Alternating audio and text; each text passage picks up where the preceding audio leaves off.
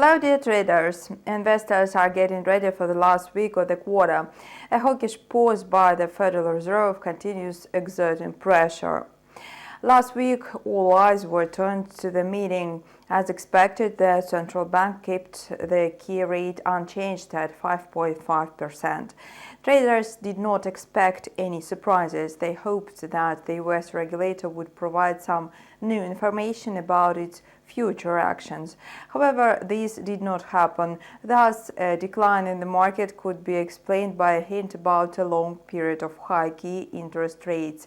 All the main indices closed with a considerable drop.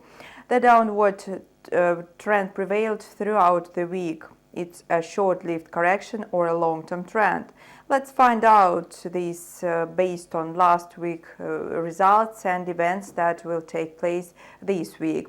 Stay tuned, the financial world is always rich in surprising and interesting events. Watch the video up to the end and share your opinion in the comments section. The new week is likely to be calmer as there will be no such important events as the FOMC meeting. Nevertheless, this issue will continue to shape market sentiment as interest rate expectations may vary. As we know, traders are sometimes very headstrong. That's why the expectations of a possible key rate cut could become stronger. Notably, the regulator made it clear that the benchmark rate would remain high for a long period of time. Combating inflation is still their primary task. However, new data may influence market sentiment.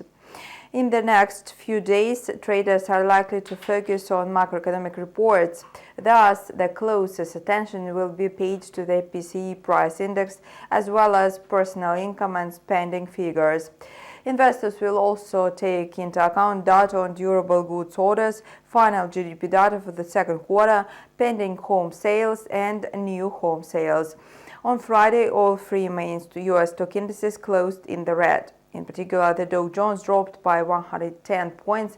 The S&P and the NASDAQ also decreased, though less significantly. Notably, during the last trading session of the previous week, Wall Street was recovering after a massive sell-off on Wednesday and Thursday. The overall negative sentiment was caused by the fact that the key rate will stay high for a long period of time. Meanwhile, fresh data on business activity for September turned out to be mixed.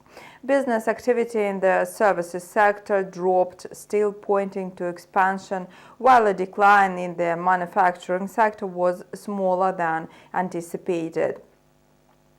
Last week, the Dow Jones lost 1.7%. The trend will continue unless there is positive information for the stock market. If inflation keeps climbing, the Federal Reserve will resort to one more key rate hike, which is not appreciated by investors. What's more, strikes by large trade unions demanding higher wages may increase inflationary expectations. Traders are already pricing in the assumption that the benchmark rate will not rise until the end of the year. Nevertheless, there is still a possibility of a hike in November and December. However, the Fed may refrain from an additional increase at the end of the year.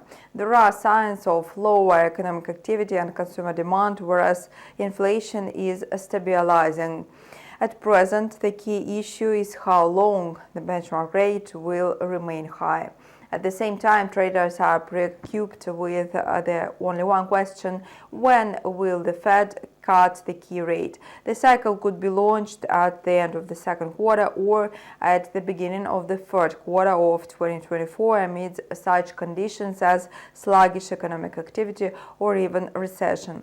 It's quite possible that investors underestimate the length of the high interest rate period. To combat inflation, the government needs to conduct not only tough monetary policy but also reasonable fiscal policy. The latter element is not present in the US economic strategy at the moment. On top of that, global trade and political changes which are soaring trade relations may create obstacles to capping inflation. This, in turn, may force the Fed to keep the key rate at a high level. Investors are likely to closely monitor inflation and economic growth to predict further actions by the Fed. Although the regulator excludes a deep recession, new reports will be carefully analyzed. Economic weakness is a sign of the upcoming monetary policy loosening.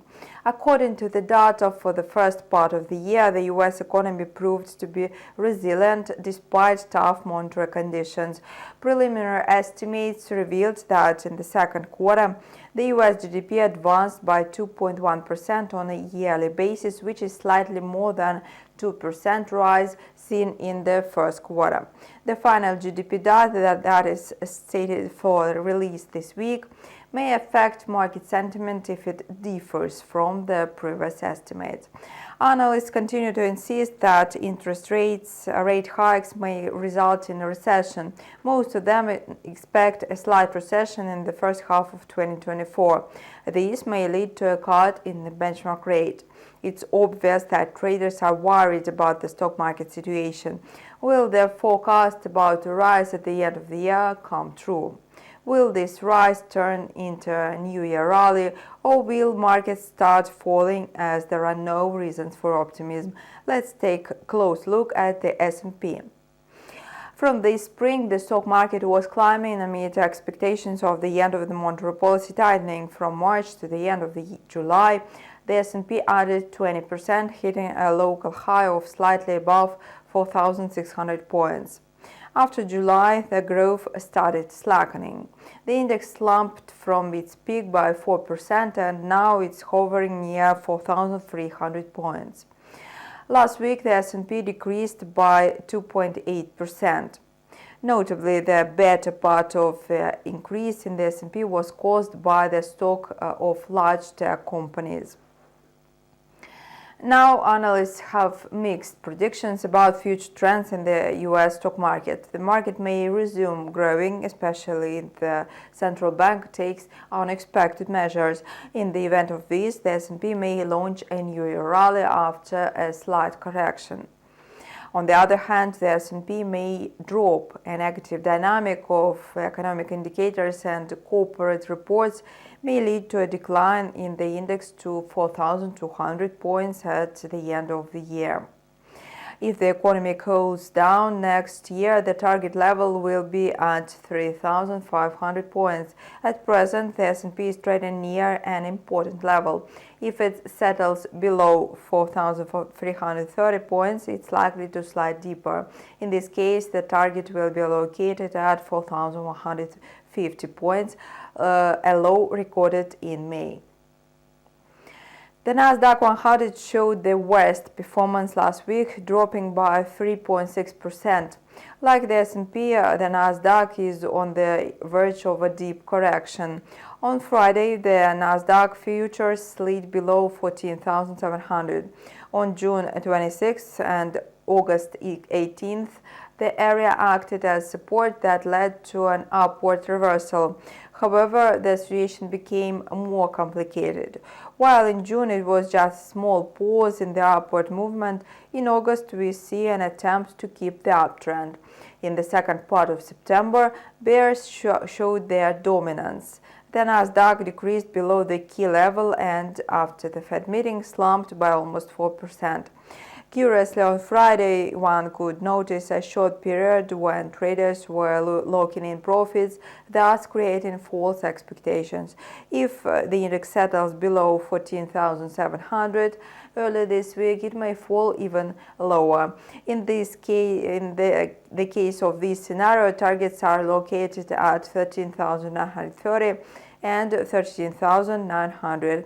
They could be seen by the middle of October. However, there is still a possibility that the market will find support in the next few sessions. Even if the downward scenario for the NASDAQ and S&P comes true, traders should keep in mind that the bullish trend is still in force. What's more, regulators' statements could become more restrained. We continue to monitor the market situation to keep you abreast of the latest news. Subscribe to our channel and leave your comments.